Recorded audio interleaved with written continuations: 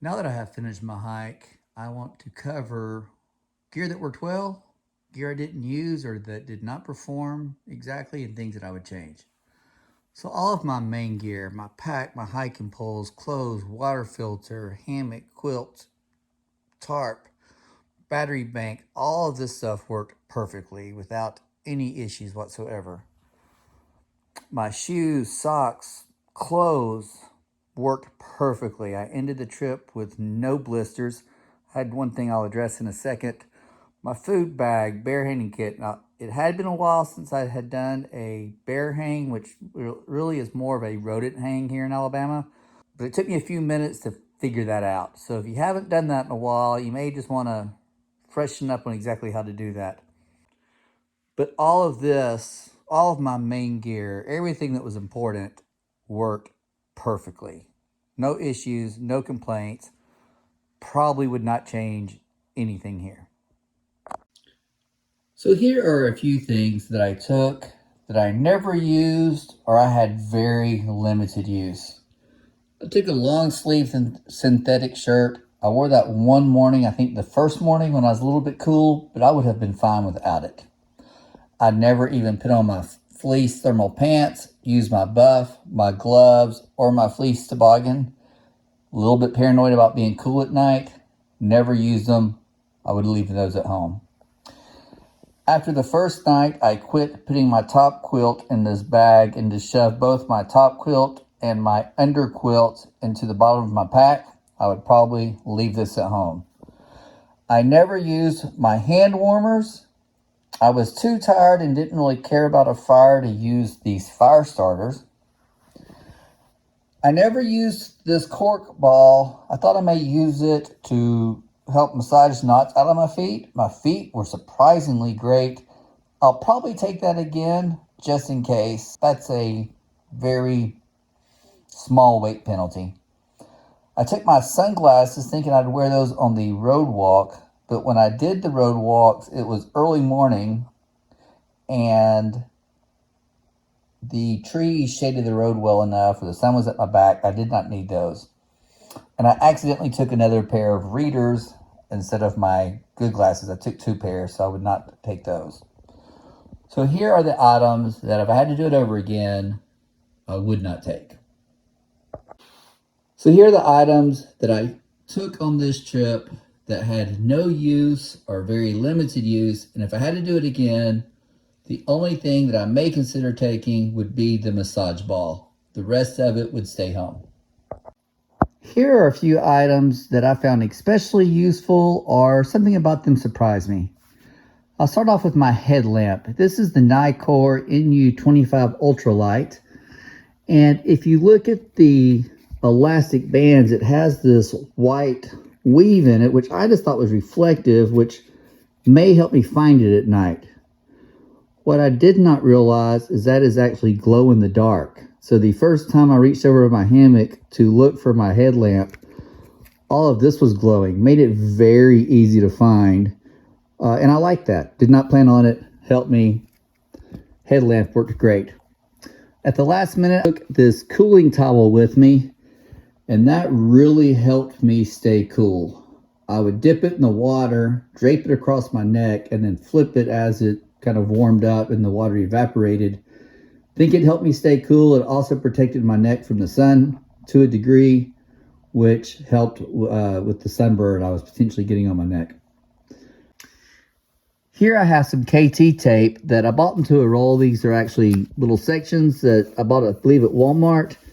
I had those. On the second day, I developed some small hot spots on the inside of my heel. I got one of these sections. I cut it in half, applied one to each heel, 0 blisters. I ended the trip 43.4 miles over 5,900 feet of elevation gain and had 0 blisters, which is a miracle, in my opinion. I love my fuel, but I averaged about an ounce a day. And so after 3 nights, I didn't use much. And so I would probably take less fuel, which saves me a little bit. And the last thing I found a surprising use for, this is a pack hanger from Dutch Wear Gear that I used to hang my pack off a tree. And the last night, my tarp ridgeline was too short. I already had my hammock set up. I was extremely tired. It was short by about 1.5 to 2 feet. I attached this to my tarp ridgeline and used it to continue to fasten my tarp. Save the day, multi-use, that's always good. So let's address me running out of water on Friday and what led to that decision and what I could have done differently. So I try to be a self-supported hiker, and I have a strong dislike for the people that get themselves in situations that prior planning could have gotten themselves out of. So maybe some of it was pride, but I could have done 3 things differently to help myself. I could have carried more water from Shelton Creek. That probably in itself would have solved my problem. I could have done a water drop at Trammell Trailhead because it really wasn't that much out of my way when I was headed down to the Pinhoti Outdoor Center. So that would have solved my problems.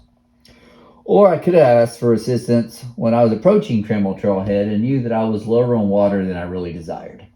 But I did none of those. And I paid for it a little bit.